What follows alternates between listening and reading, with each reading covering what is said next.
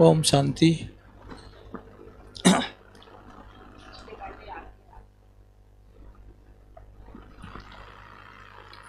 विशेष भोपाल में पहली बार आए तो सभी परिवार को मिलकर खुशी होती है कि बाबा के बच्चे आपस में, हमारे भाई बहनें सब मिलते हैं ना, खुशी होती है कि जब भी हम बाहर जाते हैं ना तो लोग पूछते कि भाई आप ब्रह्मा कुमारी में रहते, सब लोग पूछते हैं ना कि भाई आपने तो घर बार छोड़ के आए।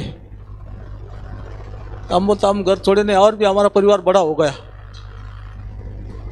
हमारे कितने भाई है, कितने बहन है, जिधर देखते तो भाई बहन है। क्योंकि हम एक बार कलकत्ता जा रहे थे ट्रेन से, तो जहाँ जाते जगह जगह प्रोग्राम दिया था। एक जगह चाय लेके आते थे, दूसरे बार भोजन, तीसरे बार नाश्ता। तो सभी लोग बोलते आपका कितना बड़ा घर है, सब लोग पहचानते आपको। तो ये बोला परमात्मा का कार्य है। और बाबा कैसा करा था, तो हमने घर बार छोड़ा नहीं, और भी हमारा घर बेहद का घर हो गया। तो ये भोपाल में घर में आके बहुत खुशी हो रही है।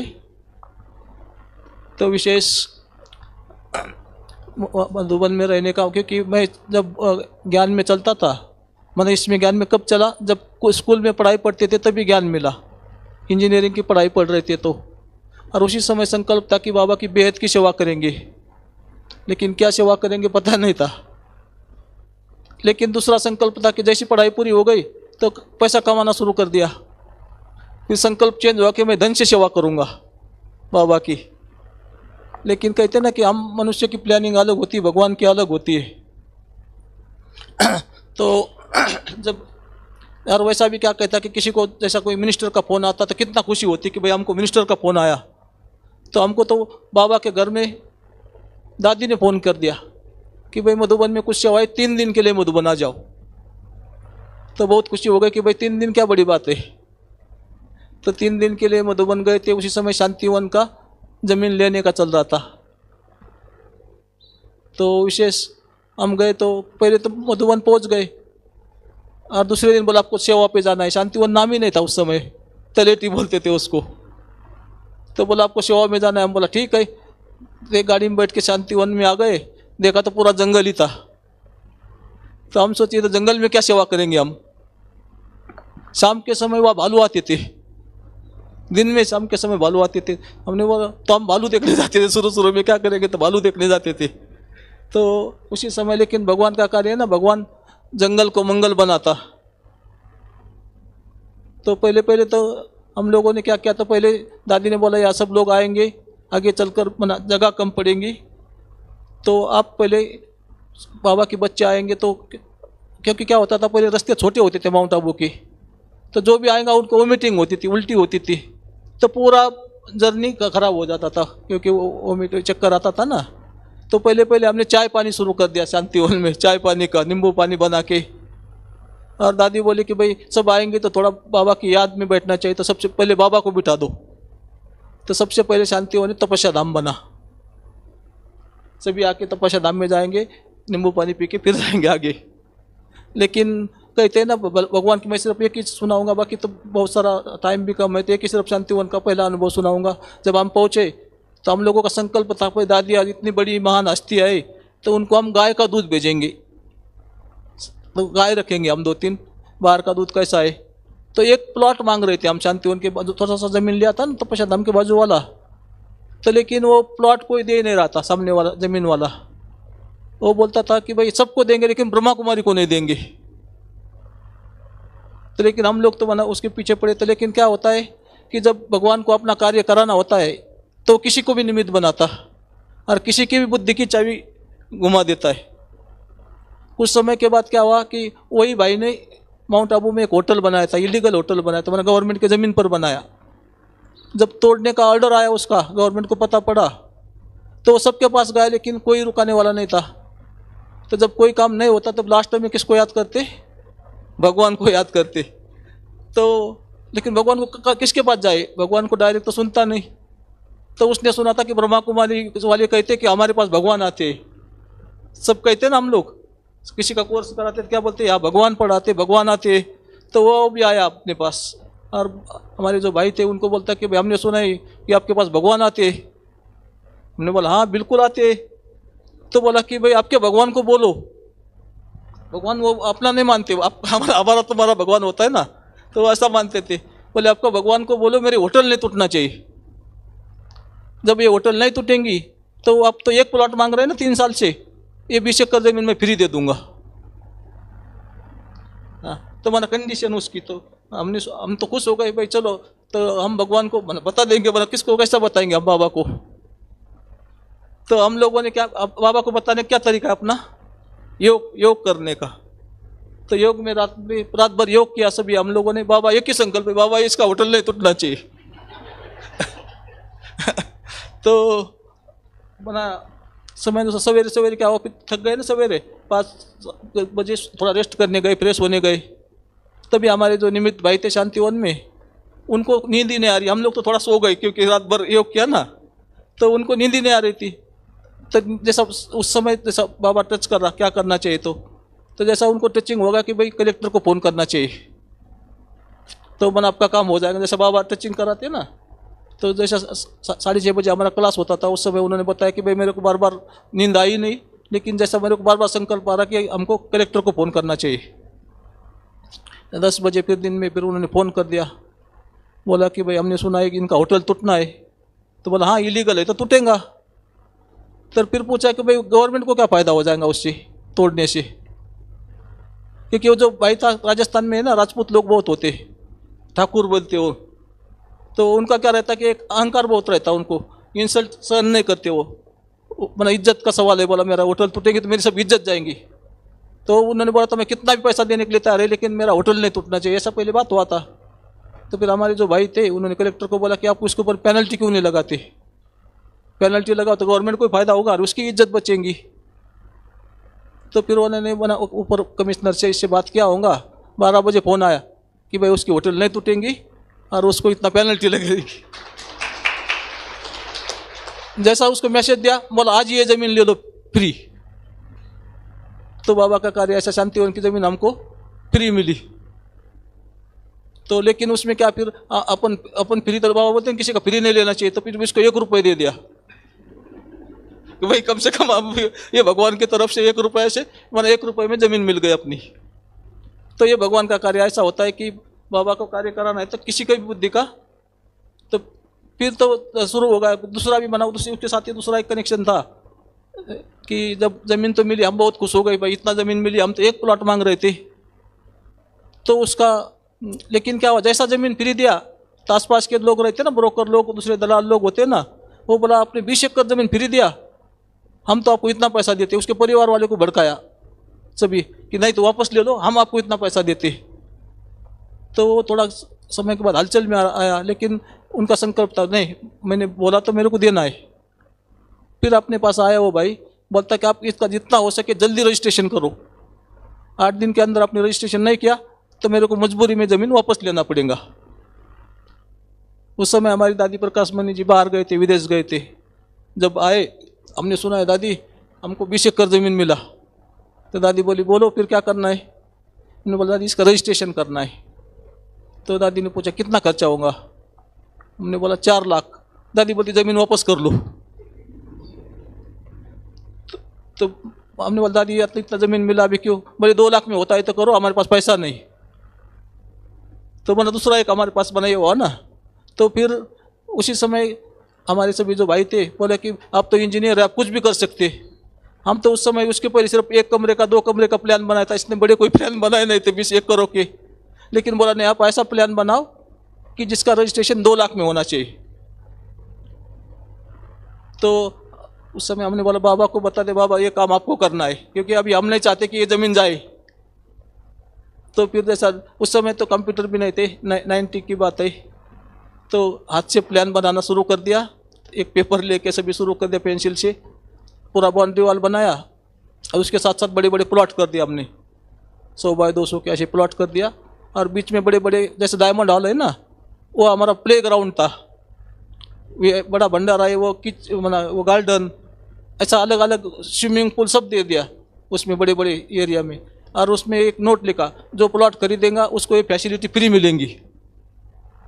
तो सिर्फ हमको प्लॉट का रजिस्ट्रेशन करना है।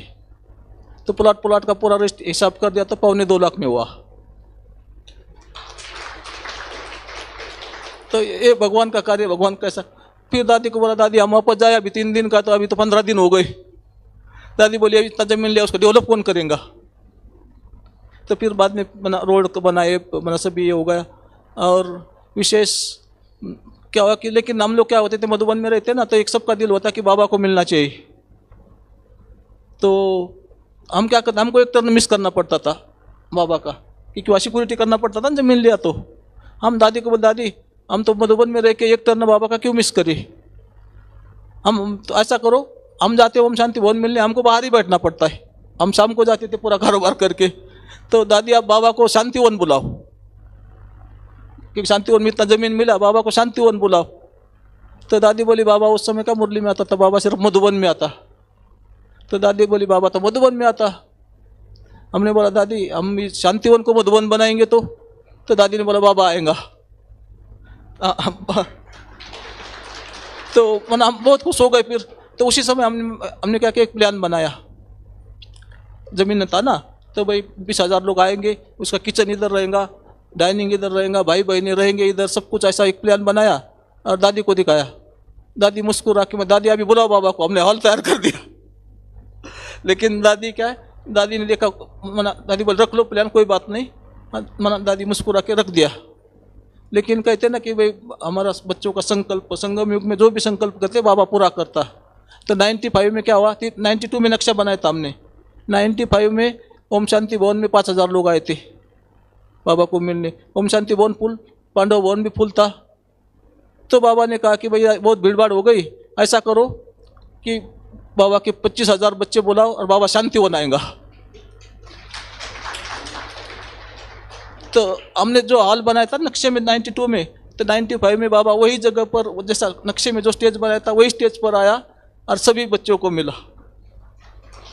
तो विशेष, तो जब गीत बनाना बाद में बच्चों को बुलाने पर भगवान आते, तो हमको प्रैक्टिकल लगा कि बाबा सबकी बात सुनता है।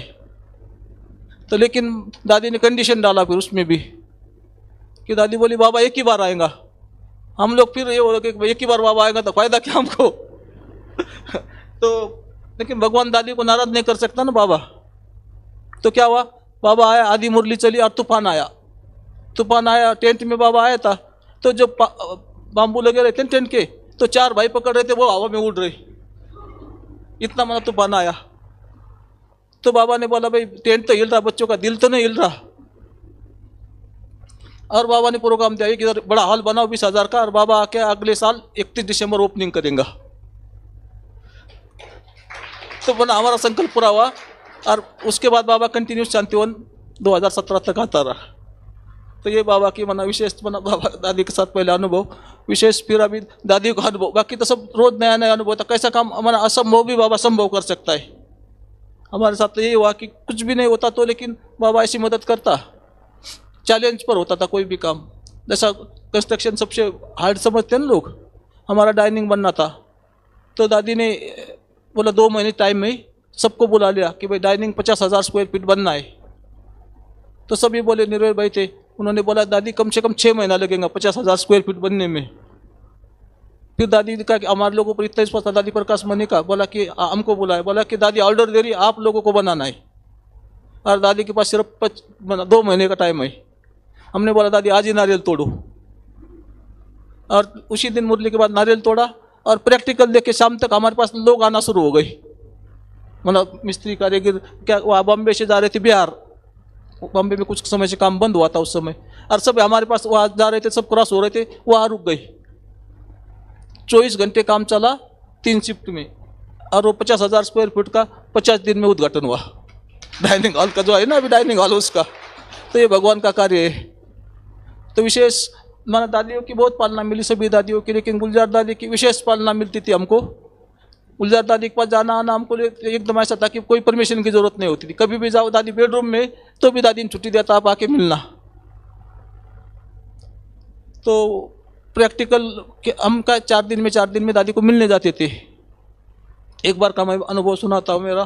तो एक बार मैं गया नहीं 8 दिन, तो दादी याद कर रही थी, लेकिन मेरे को क्या हुआ, मैं बाथरूम में, ठंडी के दिन थे, जैकेट भिगा रहा था, तो मेरा स्लिप डिस हुआ, कमर के जो है ना एक स्लीप डिस हुआ तो इतना प्रॉब्लम होना, बाथरूम जाने के लिए 10 मिनट लगती थी मेरे को, वहाँ से नज़दीक बाथरूम। तो दादी ने याद कर दिया, एक दिन फ़ोन किया तो बोले कि आप आए नहीं। बोला दादी मेरे को, मैं तो बिल्कुल बाथरूम नहीं जा सकता, तो आपके पास कैसा आऊँ? गुलजार दादी को बोला तो दादी बोली नहीं आप आ जाओ, कुछ नहीं होगा। तो फिर एक भाई को लेके मैं दादी के पास गया, तो दादी ने बोला क्या हुआ, पूछा, दादी ने समाचार पूछा और बाद में बोला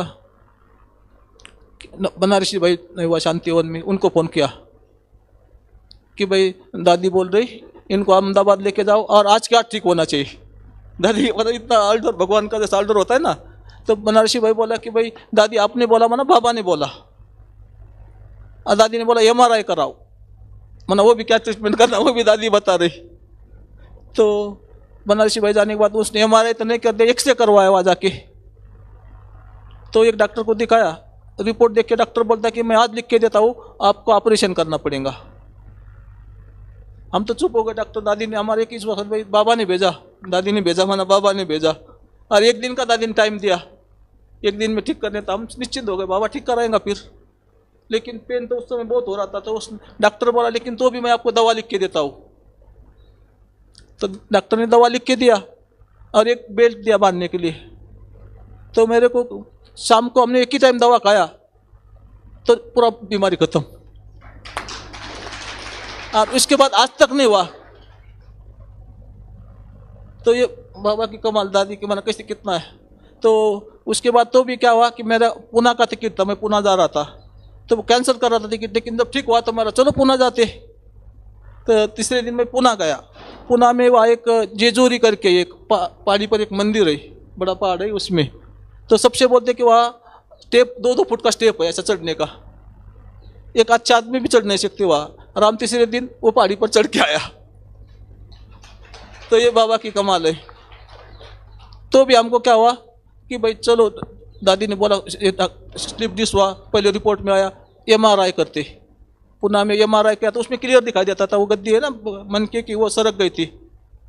तो वापस आने के बाद हमने फिर डॉक्टर को दिखाया, डॉक्टर बोला आपको ट्रैक्शन लगाना पड़ेगा, मतलब बेल्ट बांध के।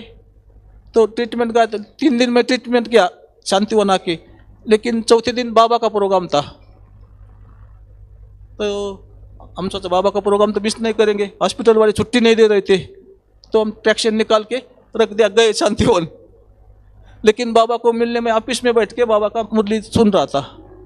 तो पहले नियम था बाबा को मिलने का है ना कि रिबन देते थे, जिसके पास रिबन दिया वही स्टेज पर जा सकता था।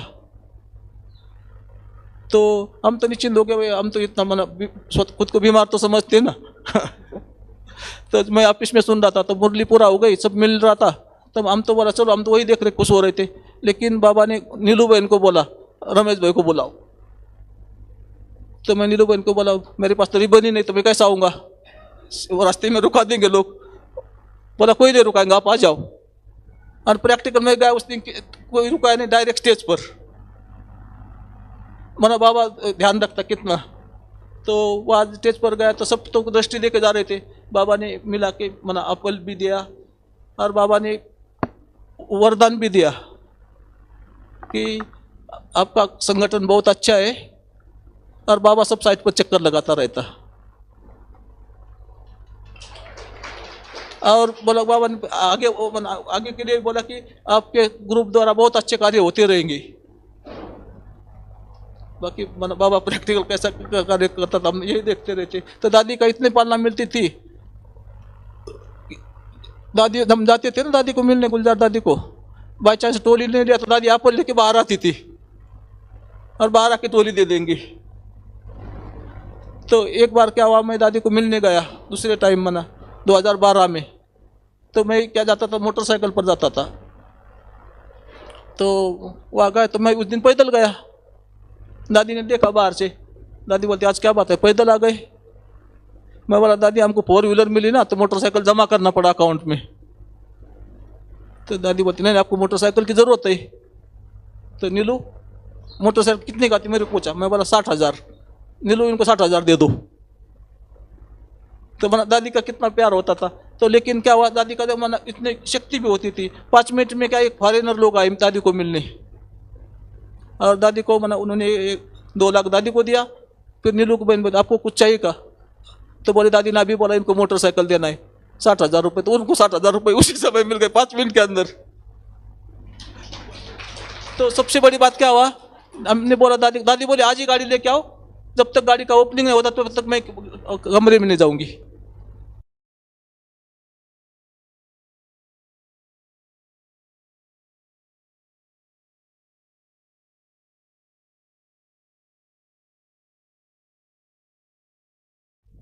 मैं बोला मैं क्या, आप लेके जाओ, हम क्या कर सकते हैं, अभी गाड़ी आने में टाइम लग रहा। तो लेकिन दादी गई नहीं, जब तक गाड़ी आती नहीं दादी ने नारियल नहीं तोड़ा, स्टिकर नहीं लगाया, तब तक दादी अंदर नहीं गई। तो दादी का कितना प्यार था। तो आज भी वो गाड़ी में हमारे पास है 2012 की, अभी तक चलाती है दादी ने जो गाड़ी दिया ना। तो दादी के साथ बहुत सारी चीज़ें ऐसा होता है कि मना बाबा कराता सभी कारोबार। हम रोज जाते थे दादी के पास, कुछ भी काम है दादी बुलाएंगी, समझाए देंगी। तपोवन जो जमीन है ना, अभी तपोवन लिया, तो दादी वहाँ बैठ के योग करती थी तपोवन में। तो हमने उस पर साइलेंट जोन बनाया था दादी के नाम से। तपोवन अभी तो 80 एकड़ है, तो उसमें एक एरिया बनाया था। तो उस समय रमेश भाई थे बॉम्बे वाले, हमारे अकाउंट देखते थे ना, अकाउंट से भी।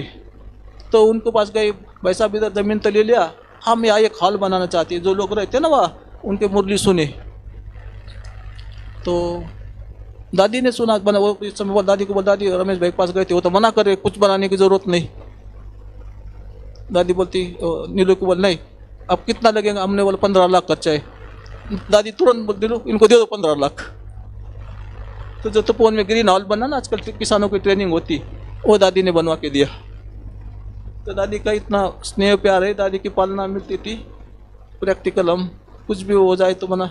लास्ट में भी सिर्फ अभी क्योंकि टाइम कम है, दादी का सिर्फ, दादी जाने के बाद भी दादी ने कैसा कार्य करा थी उसका सिर्फ अनुभव सुनाता हूँ। एक लास्ट वाला कि दादी ने मना अव्यक्त हो गई, तो फिर सब लोगों ने वो सोचा नीलू भाई दादी का बनाना, क्या बने क्या नहीं, स्तंभ बनाना।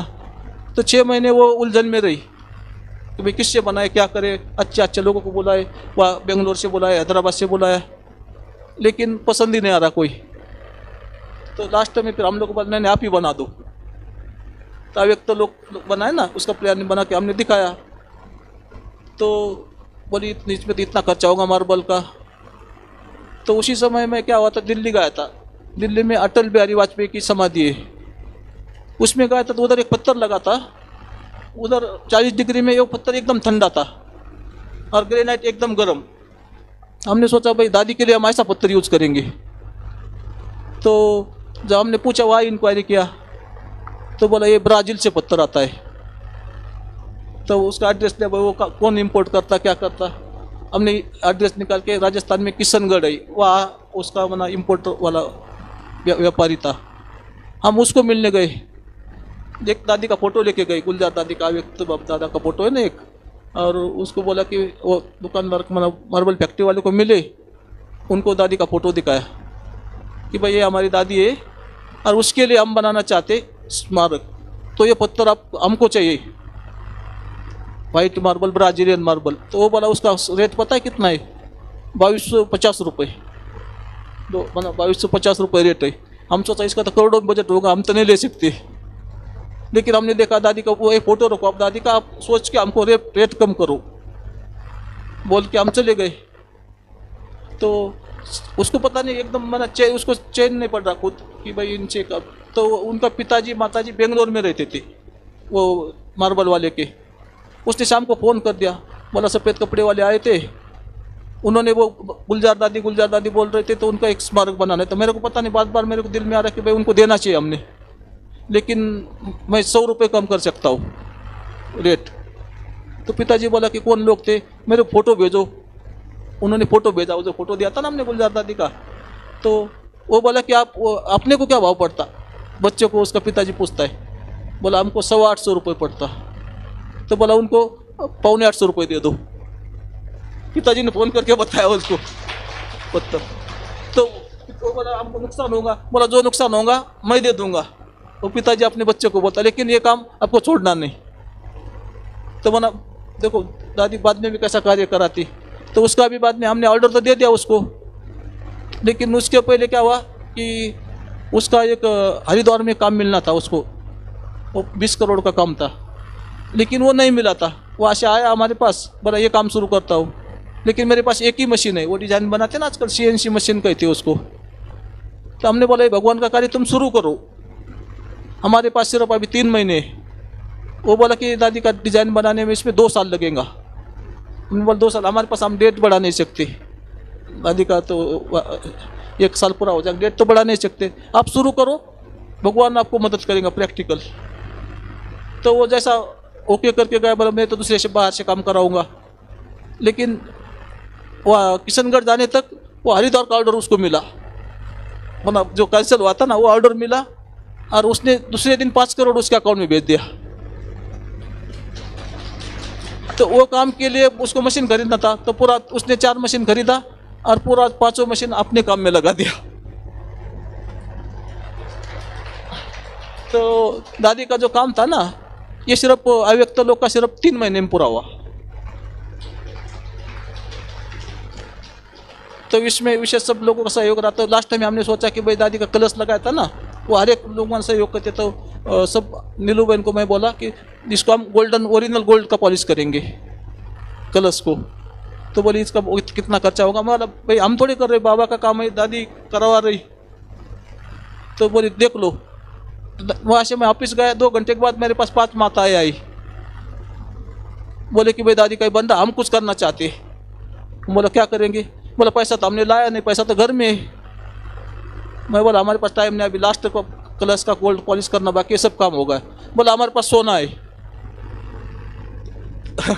तो उन्होंने मना, सभी है ना, किसी का चेन था, किसी का वही था, सभी दे दिया। मतलब 2 घंटे के अंदर हमारे पास आया, हमने फिर उसको सोनार को देके उसका पॉलिश करवाया। मतलब 2 घंटे के अंदर काम पूरा हुआ। तो ये बाबा का काम, मना दादी का अभी भी। तो उस समय एक ही संकल्प रखा था कि भाई दादी तो जो जिसने पालना दादी के लिए प्रैक्टिकल हम लोगों ने लिया, बाबा के लिया, लेकिन जो नए बच्चे आएंगे बाबा के, वो उसको अनुभव होना चाहिए। एक ही संकल्प था, दादी सेवा करेंगी तो प्रैक्टिकल अभी जो भी जाता हुआ अनुभव करके जाता अव्यक्त लोक में। बीच में एक कॉन्फ्रेंस हुआ था बीच में अभी, तो एक मिनिस्टर आया था, तो बहुत सारे मिनिस्टर आए थे, हमको सबको AC के कमरे नहीं दे सकते थे हम। तो वो नाराज़ हुआ, बोला मैं जा रहा हूँ वापस। तो वो निकल रहा, दादी के सामने से निकल रहा, जैसा दादी को तंबू की तरफ देख रहा था, उसको जैसा दादी बोल रही सामने आके कि आप बहुत गलत कर रहे। तो उसको एकदम मना, वो दूसरी दुनिया में चला गया, जैसा ध्यान में जा। तो बाद में बोलता कि भाई ये क्या बना है? वो पूछा, बोले गुलजार दादी का स्मारक है। वो दादी कहा रही थी मेरे को उसको मिलना है, क्योंकि उसको सामने दिखाई दे रही थी ना। तो फिर सब लोगों ने शक्ति भवन लेके गए, शक्ति भवन लेके दादी का फोटो देखता, नहीं ये तो मुझे मिली थी अभी। तो मना, तो बोला नहीं। तो वहाँ सामने बैठाया उन्होंने थोड़ा योग करके, तो जैसा दादी ने उसको बता दिया कि तुम जो इस कार्य के लिए आए वो पूरा करके जाओ। तो वो फिर वहाँ से जाए, 3 दिन पूरा रहा और पूरा अनुभव करके गया। तो ये बाबा की कमाल है, दादी की कमाल है। प्रैक्टिकल अभी भी दादी कार्य करा रही। जो नए बच्चे आते हैं ना, उनको प्रैक्टिकल अनुभव कौन कराएगा अभी? तो वही हो रहा सभी। ओम शांति।